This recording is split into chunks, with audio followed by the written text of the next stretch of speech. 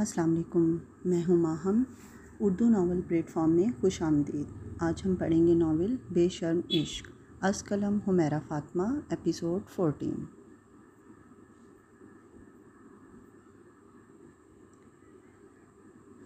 آج ان کے سفر کا آخری دن تھا۔ رات کو ان لوگوں نے واپسی کے لیے نکلنا تھا۔ آج ناشتے کے بعد وہ لوگ ہوٹل سے لیو لینے والے تھے۔ ابھی اذلان شاہ اور المیر وجدان خانزادہ کاؤنٹر پر ہی اختتامی فارمیلٹیز پوری کر رہے تھے، جبکہ سمیر کوریڈور میں دادی اور اپنی بڑی ماما کے بیچ میں بیٹھا انہیں کمپنی دے رہا تھا۔ سامنے دوسرے صوفے پر اشال اور نوری بیٹھے تھے۔ کیا آپ کو یقین ہے؟ ایک لڑکی کی اداس سی آواز نے ان کی توجہ کھینچی، جو ایک آدمی کے سامنے منہ بنائے بیٹھی بولی۔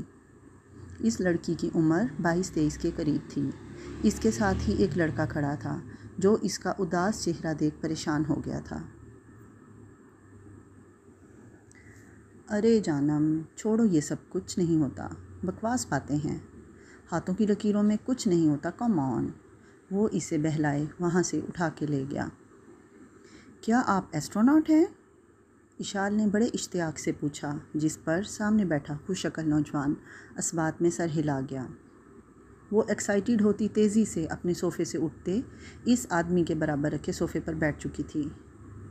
ساتھ بیٹھی نوری تو سر پر ہاتھ مار کے رہ گئی، جبکہ مسز شاہ نے سامنے سے آتے اذلان شاہ کو شعلہ برساتی نظروں سے دیکھا۔ وہ جو مسکراتے ہوئے آئے تھے، بیگم کے بدلے تاثرات سے پریشان ہوئے، جبکہ ان کی حالت پر باقی تینوں نے مسکراہٹ دبائی۔ تو رک کیوں گیا؟ ڈرا ہے کیا؟ المیر وجدان خانزادہ نے لہجے میں حیرت سموئے پوچھا۔ نہیں، میں کیوں ڈروں گا؟ وہ انکاری ہوئے، خود کو نارمل کرتے آگے کی طرف آ گئے تھے۔ ایشو کہاں ہے؟ اور یہ سوال مسز شاہ نے اذلان شاہ کو خون خوار نظروں سے گھورا۔ یہ آپ مجھے ڈرا کیوں رہی ہیں؟ ماتھے پر شکنوں کو نارمل کرتے بمشکل پوچھا۔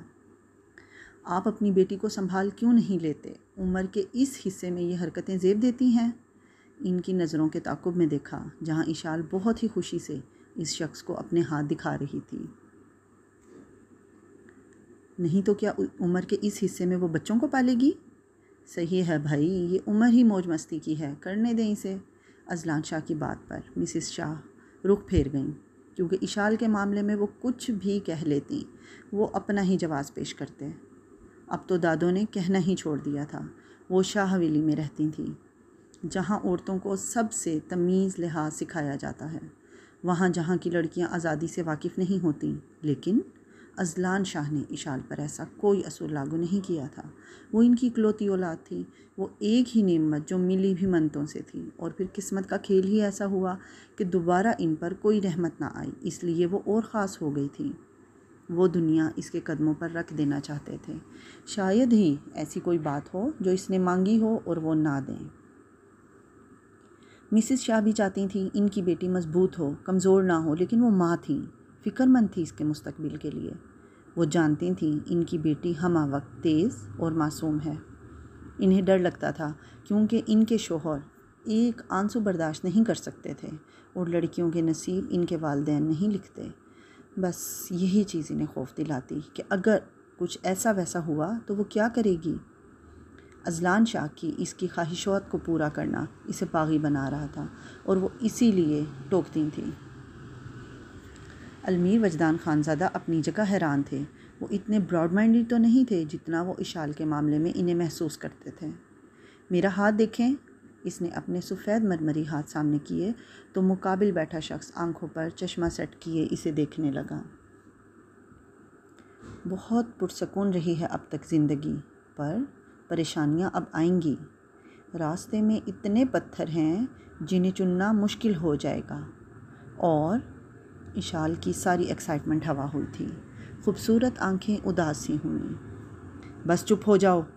اس کی بات پوری ہونے سے پہلے اذلان شاہ نے اس کی بات کاٹی تھی۔ کیا بکواس کر رہے ہو؟ سر، میں وہی کہہ رہا ہوں جو لکیروں اور ستاروں کی تحریر بتا رہی ہے۔ وہ آدمی سنجیدہ سا ہوتے گویا ہوا۔ ہاتھوں کی لکیریں بدل جاتی ہیں، اور بے وقوف ہیں وہ لوگ جو ایسی باتوں پر اعتماد کرتے ہیں۔ بھلا خدا کے کاموں میں چھپی حکمت عملی ہم معمولی انسان کیسے سمجھ سکتے ہیں؟ اور ایک اور بات، جب ہم مستقبل بدل نہیں سکتے تو پہلے سے جان کر بے چین ہونے کا کیا فائدہ؟ المیر وجدان خانزادہ نے اپنی ساحر آواز میں بات ختم کی، یا یوں کہہ لیں کہ اپنی رائے دی تھی، پر اشال کے چہرے کی اداسی منٹوں میں اڑن چھو ہو چکی تھی۔ اس کی آنکھوں میں آئی پراسرار چمک سمیر کو ٹھٹکنے پر مجبور کر رہی تھی۔ "You are right, leave it". وہ بھی ہاتھوں کو جھاڑتے وہاں سے اٹھ گئی۔ اس کا منہ بحال ہوتا دیکھ اذلان شاہ نے سکون کا سانس لیا تھا۔ ان کے وہاں سے نکلتے ہی اس شخص کے چہرے پر پراسرار سے مسکراہٹ نے بسیرا کیا۔ "بھاگ لو جتنا بھاگنا ہے، پر ہوگا یہی جو میں نے کہا ہے"۔ وہ اپنی طے میں سرشار سا مسکرایا۔ ہوٹل سے نکلتے وقت ان لوگوں نے لفٹ چیئر کی رائڈ لی تھی، پھر وہاں سے ایک ڈھابے میں رک کر لنچ کیا تھا اور واپسی کی راہ لی تھی۔ "ہم بور ہو رہے ہیں، کچھ کھیلتے ہیں"۔ سمیر کے مشورے پر اشال نے نوری کو ساتھ لیتے ہاں میں سر ہلا دیا۔ واپسی پر دادو اور مسز شاہ پیچھے بیٹھی تھیں، جبکہ اشال اور نوری سمیر کے پیچھے سیٹ پر تھے، اس لیے بنا جدوجہد وہ بھی پیچھے مڑ گیا۔ اذلان شاہ تھوڑی سکنس کی وجہ سے سیٹ سے ٹیک لگائے بیٹھے ہوئے تھے۔ پیچھے دادو اور مسز شاہ باتوں میں مصروف تھیں۔ المیر وجدان خانزادہ مکمل طور پر موبائل میں غرق تھے۔ وہ دراصل آفس کے کچھ ضروری ای میلز چیک کر رہے تھے، اس لیے ان کا سارا دھیان کام پر تھا۔ "چلو کوئی زبردست سی غزل سناؤ"۔ اشال کی بات پر سمیر نے ہاں میں سر ہلایا اور نامحسوس انداز میں نوری کی طرف رخ کیا، جس پر وہ باہر کی طرف رخ موڑ گئی۔ "حقیقت جان کر ایسی حماقت کون کرتا ہے، بھلا بے فیض لوگوں سے محبت کون کرتا ہے، بتاؤ جس تجارت میں خسارہ ہی خسارہ ہو، بنا سوچے خسارے کی تجارت کون کرتا ہے، ہمیں ہی غلط فہمی تھی کسی کے واسطے ورنہ، زمانے کے رواجوں سے بغاوت کون کرتا ہے، خدا نے صبر کرنے کی مجھے توفیق بخشی ہے، ارے جی بھر کے تڑپاؤ شکایت کون کرتا ہے، کسی کے دل کے زخموں پہ مرہم رکھنا ضروری ہے، مگر اس دور میں ہمدم یہ زحمت کون کرتا ہے"۔ اس نے لفظ بلفظ اس دلربا کو دیکھ کر کہا تھا، جو اب بھی اسے دیکھنے سے اجتناب کر رہی تھی۔ ایسا نہیں تھا کہ وہ اس کے لفظوں یا نظروں سے انجان تھی، پر انجان بن رہی تھی۔ "واہ کمال بھئی"۔ اشال کی تعریف کرنے پر اس نے سر خم کر کے داد وصول کی، جبکہ اشال کی ہوڈنگ پر نوری نے سمیر کو کڑے تیوروں سے گھورا، جس پر وہ کندھے اچکا گیا۔ وہ تو شکر تھا تھکاوٹ کے باعث دادو اور مسز شاہ بیک سیٹ سے ٹیک لگائے سو چکی تھیں، ورنہ کتنی شرمندگی ہوتی وہ سوچ بھی نہیں سکتی تھی۔ "Your turn". سمیر نے اشال سے کہا۔ "آنکھوں سے اس لیے میرے لالی نہیں جاتی، یادوں سے کوئی رات جو خالی نہیں جاتی"۔ اشار کے پہلے شعر ٹائپ کرتے المیر وجدان خانزادہ کے ہاتھ رکے۔ وہ جھٹکے سے پیچھے گھومے اسے دیکھنے لگے، جو ہیزل آنکھوں میں سرخی ڈبائے ان نشیلے نینوں سے انہیں ہی دیکھ رہی تھی۔ سمیر اور نوری سیٹ سے ٹیک لگائے شیشے سے آتی ٹھنڈی ہوا اور اس پر اس کے لفظوں کو اپنے دل میں اترتے محسوس کر رہے تھے۔ "اب عمر نہ موسم نہ وہ رستے کہ وہ پلٹے، اس دل کی مگر خام خیالی نہیں جاتی"۔ اشعار ہی نہیں، اس کا لہجہ بھی درد کی چاشنی میں ڈوبا ہوا تھا۔ وہ چاہ کے بھی دوبارہ کام کی طرف متوجہ نہ ہو پائی۔ اشال بھی تو بس یکٹک اس خوبصورت مگر مغرور شخص کو دیکھ رہی تھی۔ ایک لمحے کے لیے اس نے نظریں نہ ہٹائیں تھیں، نہ گھنی پلکوں کی جھالر چپکائی تھی۔ شاید مقابل کے مڑ جانے کا ڈر تھا یا سحر کے ٹوٹ جانے کا خوف تھا۔ "مانگے تو اگر جاں بھی تو ہنس کے تجھے دے دوں، تیری تو کوئی بات بھی ٹالی نہیں جاتی"۔ اس شعر پر اس نے المیر وجدان خانزادہ کی دلکش و دل فریب سحر کر دینے والی پچ بلیک آئیز میں تمسخر ابھرتے محسوس کیا، جسے نظر انداز کرتے اس نے غزل جاری رکھی، کیونکہ وہ جانتی تھی مقابل اس کی سوچ سے زیادہ ستمگر ثابت ہو سکتا ہے۔ "آئے کوئی آ کے یہ درد سنبھالے، ہم سے تو یہ جاگیر سنبھالی نہیں جاتی۔ یہ وہ شعر تھا جس نے مقابل کی ساحر آنکھوں میں غم کی ایک تحریر لکھی تھی جسے وہ بخوبی پڑھ رہی تھی، پر وہ چہرے پر جان لیوا مسکراہٹ تھی جو اشال شاہ کو زیر کرنے کا ہنر جانتی تھی۔ معلوم ہمیں بھی ہیں بہت سے تیرے قصے، ہر بات تیری ہم سے اچھالی نہیں جاتی۔ اشال شاہ کی آنکھوں میں چیلنج کے ساتھ درد دل ابھرا تھا، وہیں ان ساحرانہ آنکھوں میں داستان غم کے ساتھ واضح وارننگ تھی جس پر اشال کے سرخ یاقوتی لبوں کی تراش پھیلی۔ مطلب کچھ سمجھتا بھی نہیں وہ شخص، پھر بھی حق بھی جتا جاتا تھا۔ ایک خوبصورت بات جو تھی وہ یہ کہ نشیلی نینوں کی ساحرانہ آبگینوں سے گفتگو لمبی ہوتی جا رہی تھی، پر رابطہ لمحے کے لیے بھی منقطع نہیں ہوا تھا۔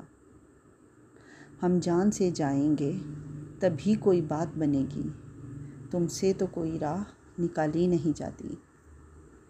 واو، امیزنگ! وسیع شاہ، اف کیا لکھا ہے! ہوش میں آتے ہی سمیر نے تعریفی کلمات کہنے شروع کیے، جبکہ اس کی پرجوش آواز پر وہ لمحوں کا سحر ٹوٹ چکا تھا۔ المیر وجدان خانزادہ تیزی سے آگے کی طرف گھوم گئے۔ کچھ لمحے خود کو سنبھالتے وہ دوبارہ سے موبائل میں لگ چکے تھے۔ واقعی کمال، نوری نے بھی مسکرا کے کہا۔ آپ بھی کچھ سنائیں؟ نوری کے بولنے پر سمیر نے فوراً سے ہی مخاطب کیا۔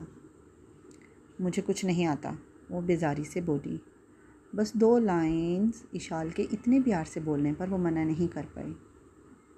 ایک ذرا سا غم دوراں کا حق ہے جس پر میں نے وہ سانس بھی تیرے لیے رکھ چھوڑی ہے۔